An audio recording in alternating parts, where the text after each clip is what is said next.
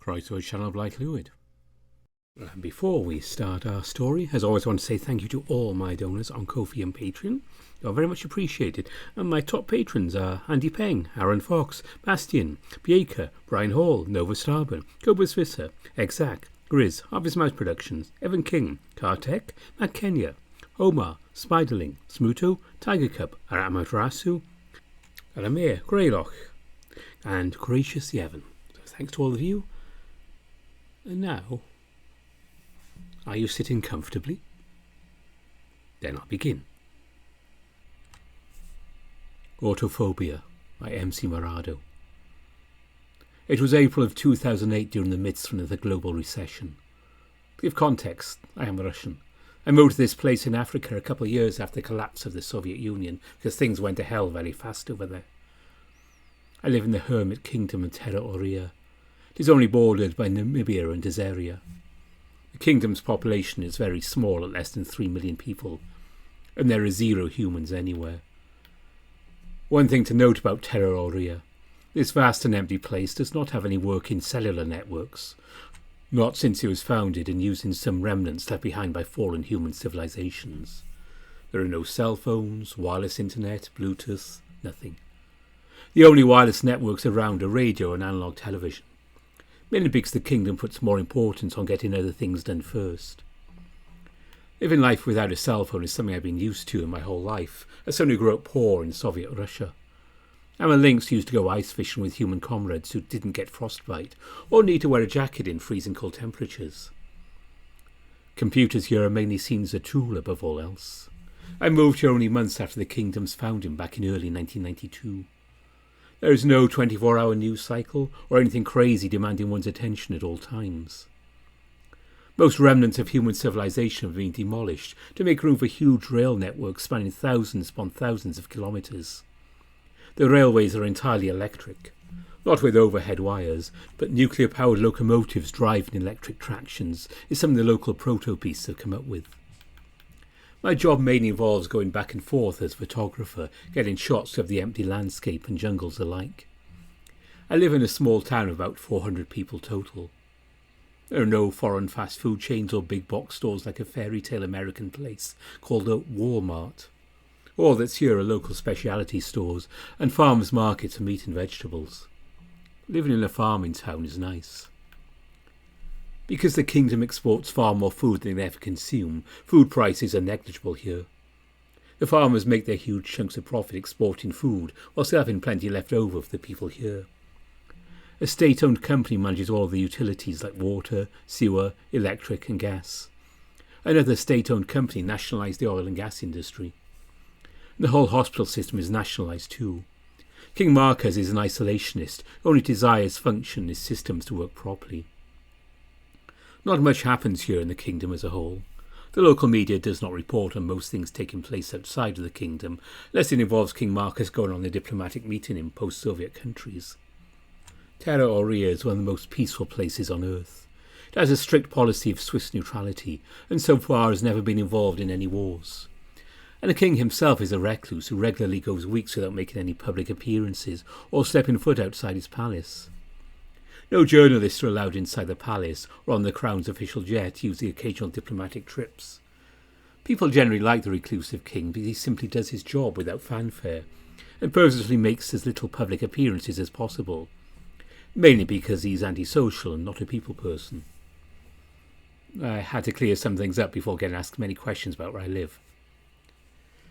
In April of 2008, I was hired for a simple job of bringing my camcorder and driving along the highway for some B-roll footage on a cassette. Objectively speaking, it was a simple job. I got in my truck, a red 1989 Ford F-150, and drove from my house only 200 kilometres northeast of Namibia to begin my journey on the road. I tend to get emailed requests to film what the Hermit Kingdom looks like on the inside, since there are no cell phones here. Getting paid suspiciously large amounts of money to drive around recording miles and miles of absolutely nothing is not a normal way to make money, but I'm not complaining about getting paid. I began my journey along thousands of kilometres of empty roads. The highway is only 4 lanes wide, 2 lanes going in each direction. There are no lights along the highway, You're expected to be able to use your vehicle's headlights to light the way. There aren't many semi-trucks on the road. The railways are almost always used to transport goods long distance by land. The power grid is entirely run by strange alien nuclear reactors that don't produce any nuclear waste and run forever without ever needing to refuel. Hydroelectric dams are also used. Terra Aurea itself is massive yet incredibly empty. The only stops most of the way are a handful of truck stops and petrol stations. The roads here are just as eerily empty as when I visited North Korea in 1988, driving around in a Volvo 164E. Driving around reminds me of the empty roads in Pyongyang devoid of cars. I was an oddity as a lynx surrounded by local humans in North Korea. Another thing about Terra Aurea, the kingdom has zero tourism, immigration, or any humans whatsoever. Terra Aurea and North Korea have one thing in common: isolation, especially from the outside world. Humans are not allowed to enter Terra Aurea unless it is under very special circumstances with diplomats. The local population mainly consists of large bipedal animals called proto-beasts, who came here from Earth when the kingdom was founded. They are intelligent versions of prehistoric mammals, such as direwolves and saber-toothed tigers, and so on. Talking to them is a lot like talking to Germans. They are bigger and taller than humans or beast sapiens like me. Driving around in a lot of places along this empty highway is reminiscent of Mongolia, except Terra Aurea is even emptier and bigger than Mongolia. The economy is very agricultural and industrial. Semiconductor foundries and electronics are a big part of the economy. IBM, Apple and Silicon Graphics manufacture all of their computers and whatnot here and sell them globally. Factories and foundries are almost fully automated by machines. I set my camcorder on the dashboard of my truck and started recording my long drive. By now this is something I've gotten used to. Obviously Africa is a lot warmer than northeastern Russia where I'm from. Everything left behind by previous human civilizations was demolished, sold off at auctions to private buyers and museums, abandoned vehicles left in junkyards by the thousands untouched for years. Millions of abandoned vehicles had to be taken to junkyards and left there just in case someone like me needed some spare parts for my truck. Almost everything that once existed during the pre-kingdom era has been demolished or abandoned. All of the old cell towers had to be cut up for scrap metal, along with mass recycling and having enough scrap metal to build modern-day Terra Aurea. Besides, all the abandoned cell towers were sparsely scattered around the African wasteland and reclaimed by nature since they were abandoned in 1990. Any semblance of a functioning cellular network has to be built from scratch today. There is no help coming out in the middle of nowhere. Living in rural Terra Aurea is peaceful, yet incredibly empty beyond belief after so much demolition was carried out in the name of having a vast national park system and insane amounts of farmland. You can't grow or import tobacco because the kingdom wants to maximise production of food crops. Tobacco growing was banned, but just to make room for increased food production. You can't find any tobacco products anywhere in Terra Aurea either. My camcorder recorded nothing but hours upon hours of driving straight along thousands of kilometres of smooth highway. I did not see a single car in sight, not even so much as a passing truck. Crime isn't an issue in the kingdom. Violent crime is incredibly rare. Most crime is usually some sort of financial fraud. What people worry about are creatures described by proto-beasts as the reason why they lock their doors and windows at night, despite being able to physically overpower humans with ease. I felt my fur bristle on the back of my neck when the sun had set. Night is always a strange time to be outside in a place where there's no nightlife culture. Most places are all closed by 9 p.m. You'd be lucky to find anywhere open past 9 p.m, let alone one open 24 hours a day. The only downside of living here is what happens at night. There aren't any tourist traps or much in the way of roadside stops people in the Western world are familiar with. At most there are only truck stops and petrol stations owned by Proto Petrol, the state-owned oil and gas company which nationalises one industry. All that is sold besides fuel are things to keep a vehicle running. A Proto Petrol fuel station is a basic cinder block building painted white. A white steel canopy covers all fuel pumps from the rain. Buzzing fluorescent lights are turned on at night to show I can still get a full tank 24 hours a day. There's nothing extravagant about them at all. They were built on a mass-produced blueprint to reduce construction costs per station. A lot like Soviet commie blocks in a way. I stopped at the petrol station around 9:45 a.m. as my truck was running on nothing but fumes. It was pitch black outside, only illuminated by moonlight.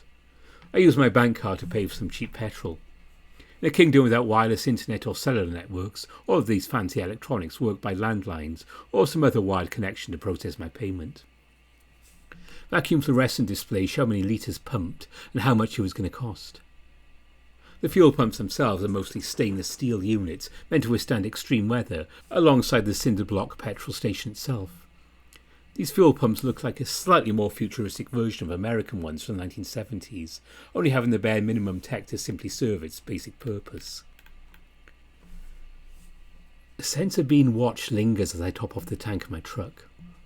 Where I ended up stopping, there were no other buildings beside the petrol station itself for many kilometres. Those familiar fluorescent lights buzzed away overhead. Fuel stations only have two grades of petrol, regular or premium, and diesel pumps are segregated from normal petrol pumps. After topping off my truck, I walked inside the cinder block building where the bare-bones store is.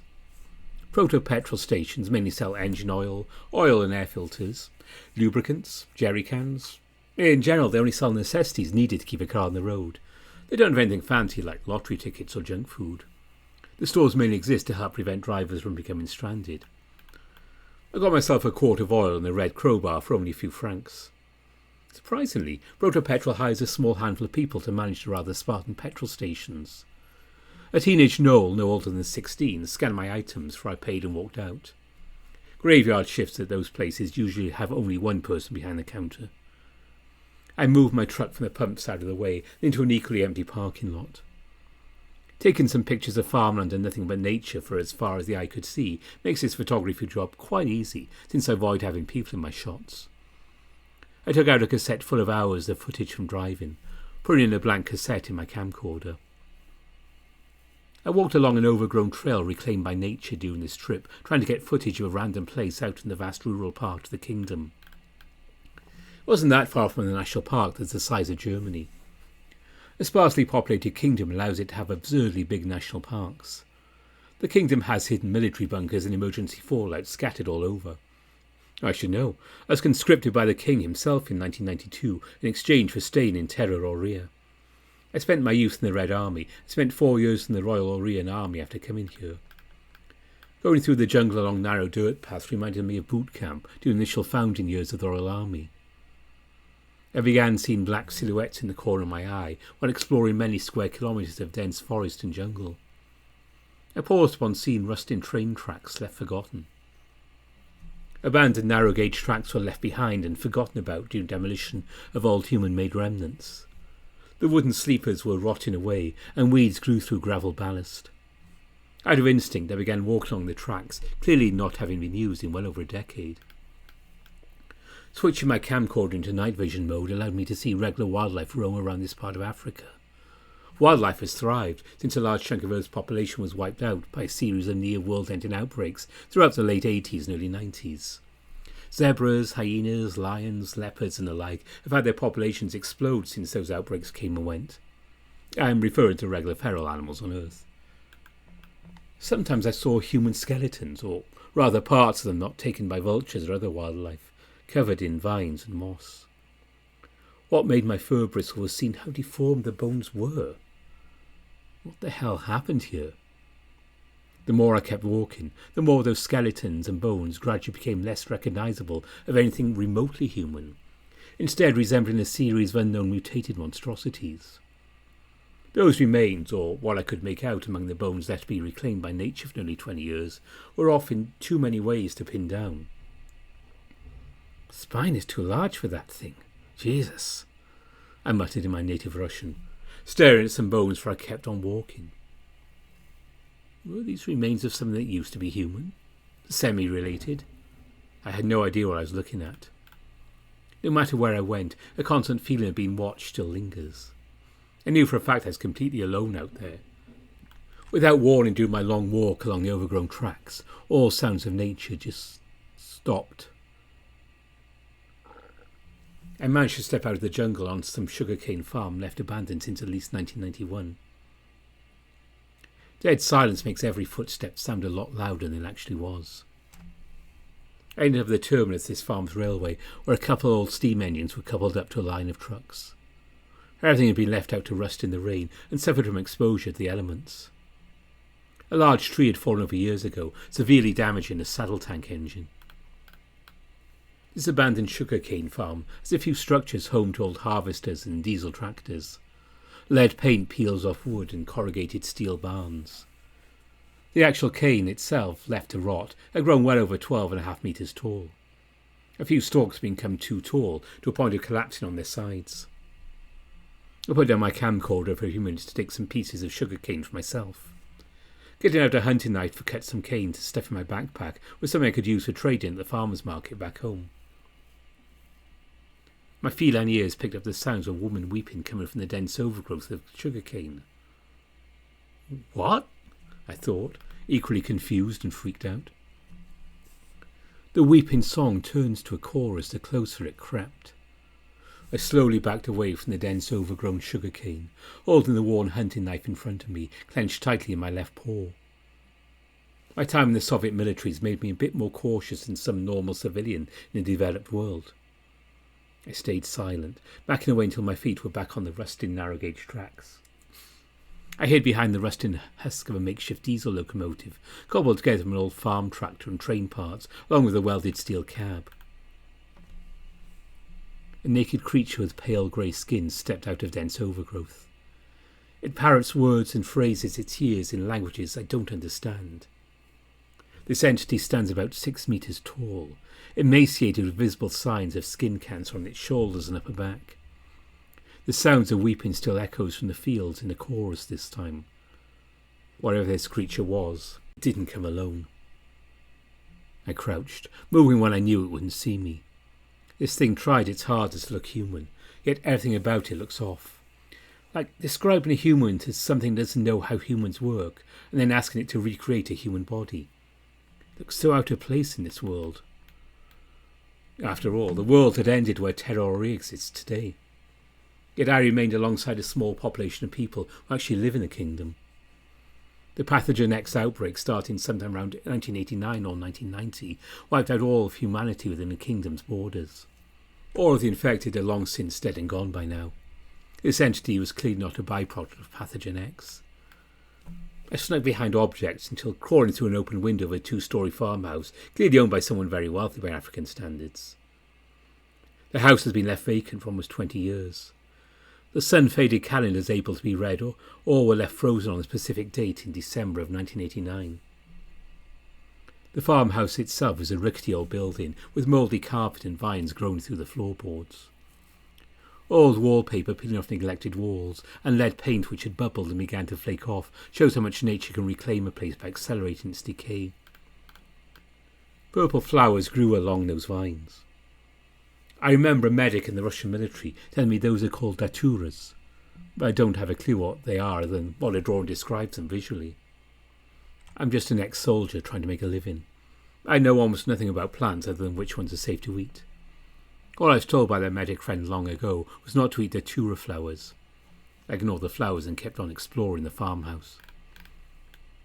I kept walking around the farmhouse, taking a few pieces of gold jewellery left behind for myself. This place left everything behind as if everyone walked out, left everything as is almost 20 years ago. It seems I am the very first person here in a very long time. No graffiti, vandalism, nothing. This place was only touched by having its windows broken for enduring one storm after another without anyone to replace said broken windows. Rot and nature reclaiming the place with only markers of time's progression. I had to rub my eyes when words appeared out of thin air and blurred my vision if I stared at them for more than a few seconds. Wake up. One red phrase reads in tiny letters, looking like words from a book floating in midair before disappearing. Sometimes words like run or hide appear in those same bold red letters. Those red letters faintly appear in my vision in the same fashion akin to eye floaters. A strange static clouds my vision, like a camera exposed to high levels of radiation. It felt like I was in a highly radioactive place, even though this place logically shows no signs of radiation. I worked and patrolled around at nuclear reactors during my time in the Soviet military. There's no such fucking thing as radioactive goo stored in barrels. The waste is solid by mixing the waste pellets with glass and whatnot. Said barrels are sealed using concrete and lead. All this fear-mongering around nuclear energy is dumb Western propaganda. Chernobyl was a rare incident. Regulations improved and the motherland learns to make its power plants even safer. And no, high levels of radiation exposure does not give you superpowers. Sorry for rambling. I still can't comprehend how my vision went static like that in the farmhouse. The small Geiger counter in my backpack picked up nothing. It didn't tick fast enough to detect any traces of radioactive material within the abandoned home, making me even more confused. What was happening? I thought. The home became more distorted after every corner I turned. Windows gradually disappeared. Recording became impossible after my camcorder's batteries had died while exploring. I put my camcorder away, only holding a knife and a flashlight. The farmhouse somehow went on endlessly on the inside, being far bigger than the exterior could ever hope to contain. Some hallways were kilometres long, and a few went on to infinity. I stopped in my tracks when I saw a tall black silhouette holding an umbrella. It appears to be of an older male human wearing a suit and tie. An equally black buttoned-up trench coat completes this thing's outfit. It did not move at all. The room's temperature dropped a few degrees when it was near. My flashlight flickered when it was pointed at the silhouette, still black as a void and affected by light being pointed at it. Its eyes were glowing white dots. I flinched upon seeing it move without a sound. Still frozen in the same position this entire time, its feet dragged on the old wooden floor, levitating forward. It was moving forward, yet at the same time not moving a single muscle. I began running as fast as I could along dark, windowless hallways of a never-ending old farmhouse. I'd rather not give away my exact age for privacy reasons, but let's just say I'm middle-aged.